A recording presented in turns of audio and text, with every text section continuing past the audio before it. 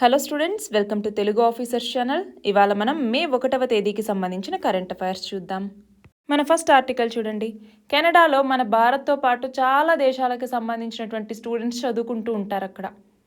అయితే అక్కడ కెనడా ఏం చేసింది అంటే విదేశీ విద్యార్థులకు సంబంధించి ఒక కొత్త నిబంధనని, రూల్ని తీసుకొచ్చింది. ఏమని? కొంతమంది పార్ట్ టైం జాబ్ చేసుకుంటూ ఉంటారు, అంటే చదువుకోవటంతో పాటు పార్ట్ టైం జాబ్ చేసుకుంటూ ఉంటారు. అలా పార్ట్ టైం జాబ్ అన్నటువంటిది ఇప్పుడు వారానికి 24 గంటలు మాత్రమే అన్నట్టుగా కొత్త రూల్ని తీసుకొచ్చింది. ఎందుకని? వారానికి ఒకవేళ 28 గంటల కన్నా ఎక్కువ వర్క్ చేస్తే వాళ్ళు చదువులో వెనుకబడిపోతున్నారు అన్నట్టుగా కొన్ని అధ్యయనాల్లో తెలిసింది. ఆ నేపథ్యంలోనే కేవలం 24 గంటలు మాత్రమే పనిచేయాలి వారానికి అన్నట్టుగా ఒక రూల్ని తీసుకొచ్చారనమాట. మరి ఇక్కడ చూస్తే మనకి నార్త్ అమెరికాలో ఇటు కెనడా, యుఎస్ఏ, మెక్సికో ఇవి ఉన్నాయి, అవునా?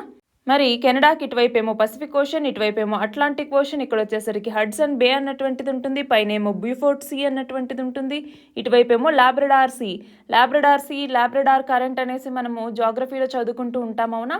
ఇక్కడ ఏంటి, మంచి ఫిషింగ్ జోన్ అనమాట ఇది. సో అలా కెనడాకి సంబంధించి ఒక్కసారి మనం మ్యాప్ అన్నటువంటి చూసుకోవాలి. అలాగే ఇక్కడ 5 great lakes of north America అనేసి పిలుస్తూ ఉంటాము.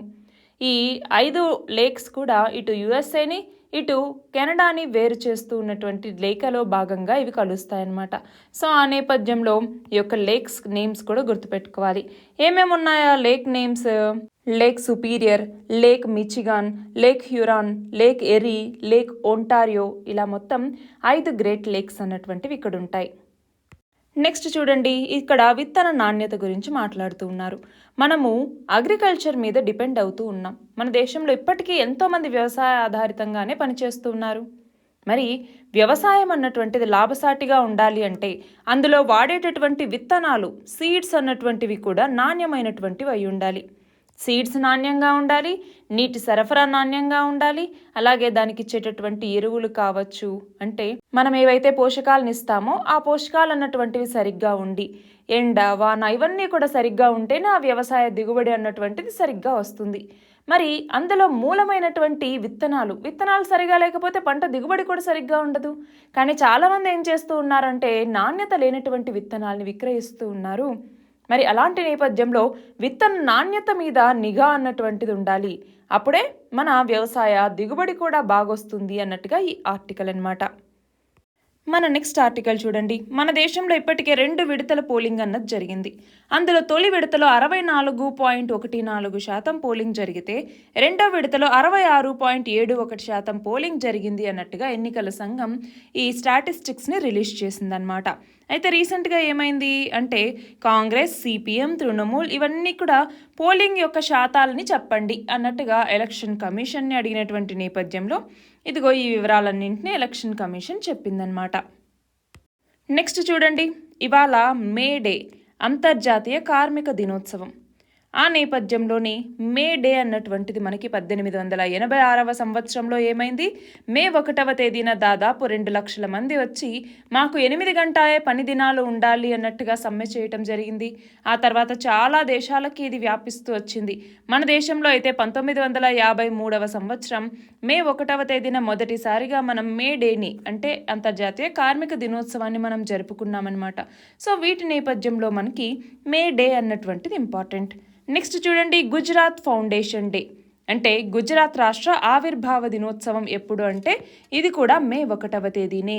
ఒక్క గుజరాతే కాదు, గుజరాత్తో పాటు మహారాష్ట్ర యొక్క ఆవిర్భావ దినోత్సవం కూడా ఈ యొక్క మే 1వ తేదీనే. సో ఇవి గుర్తుంచుకోవాలి. నెక్స్ట్ చూడండి, ప్రపంచంలోనే లార్జెస్ట్ ఎయిర్పోర్ట్ అన్నటువంటిది ఎక్కడ రాబోతుంది అంటే దుబాయ్లో రాబోతుంది. దుబాయ్లో 2030వ సంవత్సరానికల్లా కూడా ఈ యొక్క ఎయిర్పోర్ట్ని సిద్ధం చేయబోతున్నారు. దీనికి సంబంధించి మనకి ఎగ్జామ్లో అడగచ్చు అనమాట. లార్జెస్ట్ ఎయిర్పోర్ట్ వరల్డ్లోనే ఎక్కడ సిద్ధమవుతోంది అంటే దుబాయ్లో సిద్ధమవుతోంది. దుబాయ్ అన్నటువంటిది యునైటెడ్ అరబ్ ఎమిరేట్స్ యొక్క క్యాపిటల్ అనమాట. యుఏఈలో ఉంది దుబాయ్. అంతేకాదు యుఏఈ అన్నటువంటిది మనకి చమురు నిల్వలు ఎక్కువగా ఉండేటటువంటి దేశాల్లో ఒకటి. నెక్స్ట్ చూడండి, జింబాబ్వే యొక్క కరెన్సీ అన్నటువంటిది చేంజ్ అయింది. ఇప్పుడు కొత్త కరెన్సీని తీసుకొచ్చారు. ఆ కొత్త కరెన్సీ పేరు ఏంటి అంటే జిగ్ అన్నటువంటిది. ఇక్కడ గమనిస్తే చూడండి, జిగ్ 10, 20, 50 ఇది డినామినేషన్స్ అనమాట. సో జిగ్ అన్నటువంటిది ఏ దేశ కరెన్సీ అంటే జింబాబ్వే యొక్క కరెన్సీ. మరి ఎందుకు ఇలా జింబాబ్వే కొత్త కరెన్సీని తీసుకురావాల్సి వచ్చింది అంటే అక్కడ మనీ క్రైసిస్ అన్నటువంటిది వచ్చింది. ఆ మనీ క్రైసిస్ వచ్చినటువంటి నేపథ్యంలోనే జింబాబ్వే ఇలాగా కరెన్సీని చేంజ్ చేసిందనమాట. మనం చూస్తే 2009లో ఈ జింబాబ్వే డాలర్ కొలాప్స్ అయిన తర్వాత అప్పటి నుంచి ఇప్పటి వరకు మారినటువంటి 6th కరెన్సీ ఈ జిగ్ అన్నటువంటిది. అక్కడ ఏమైంది అంటే హైపర్ ఇన్ఫ్లేషన్ అన్నటువంటిది వచ్చిందనమాట. దాంతో వరల్డ్స్ న్యూయెస్ట్ కరెన్సీ ఇప్పుడు ఏది అంటే జింబాబ్వే యొక్క జిగ్ అన్నటువంటిది. నెక్స్ట్ చూడండి, మన నావికా దళానికి నేవీకి కొత్త నావికా దళాధిపతిగా బాధ్యతలు స్వీకరించింది ఎవరు అంటే దినేష్ కుమార్ త్రిపాఠి. మరి మనం ప్రతి సంవత్సరం ఇండియన్ నేవీ డేని అంటే భారత నేవీ దినోత్సవాన్ని ఏ రోజున జరుపుకుంటాము? డిసెంబర్ 4వ తేదీన. నెక్స్ట్ చూడండి, ప్రపంచ ఆర్చరీ సమాఖ్య 2024 రీసెంట్గా ర్యాంకింగ్స్ విడుదల చేసింది. ఇందులో మహిళల యొక్క కాంపౌండ్ సింగిల్స్లో వెన్నం జ్యోతి సురేఖ ఈమె 2వ స్థానంలో ఉంది. అలా 2వ ర్యాంక్ పొందినటువంటి భారత తొలి ఆర్చర్ కూడా ఈమె. మరి మొదటి స్థానంలో ఎవరున్నారు అంటే బ్రిటన్కి చెందినటువంటి ఇల్లా గిబ్సన్, ఈమె మొదటి స్థానంలో ఉంది.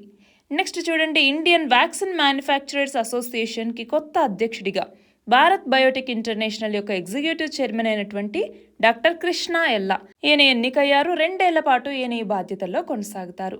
నెక్స్ట్ చూడండి, హిందూ మహాసముద్ర జలాల యొక్క ఉపరితల ఉష్ణోగ్రతలు అంటే సర్ఫేస్ టెంపరేచర్స్ అనేవి 2020 నుంచి 2100కి మధ్య 1.4 డిగ్రీల నుంచి 3 డిగ్రీల సెల్సియస్ వరకు పెరగచ్చు అన్నట్టుగా ఒక అధ్యయనం చెప్తోంది.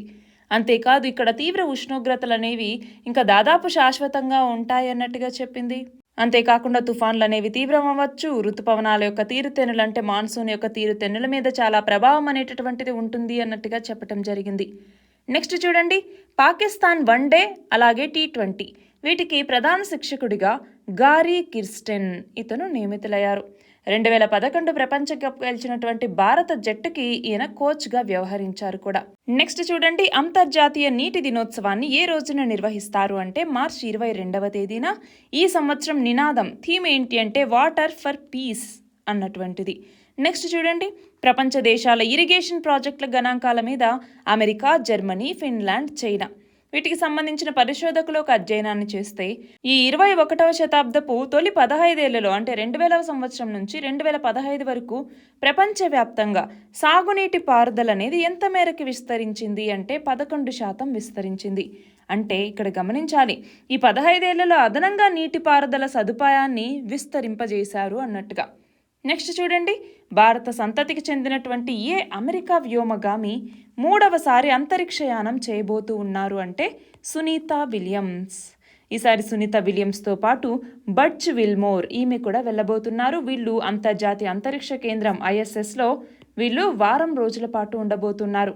వీళ్ళు బోయింగ్కి సంబంధించినటువంటి స్టార్ లైనర్ అన్నటువంటి ఒక స్పేస్ క్రాఫ్ట్లో వెళ్ళబోతున్నారు. అమెరికా అంతరిక్ష సంస్థ అయినటువంటి నాసా వాణిజ్య కార్యక్రమంలో భాగంగా ఈ యొక్క స్పేస్ క్రాఫ్ట్స్తో మొదటి మానవ సహిత యాత్ర నిర్వహిస్తూ ఉన్నారు. అలా కల్పనా చావ్లా తర్వాత అంతరిక్షంలోకి వెళ్ళిన భారత సంతతికి చెందినటువంటి 2వ మహిళ సునీత విలియమ్స్. ఈమె ఇప్పుడు 3వసారి మళ్ళీ అంతరిక్షంలోకి వెళ్ళబోతూ ఉన్నారు. ఇవి ఇవాల్టి ఇంపార్టెంట్ ఆర్టికల్స్. PDF లింక్ డిస్క్రిప్షన్లో ఉంది, మీరు అందులో చూడొచ్చు. All the very best and thank you very much.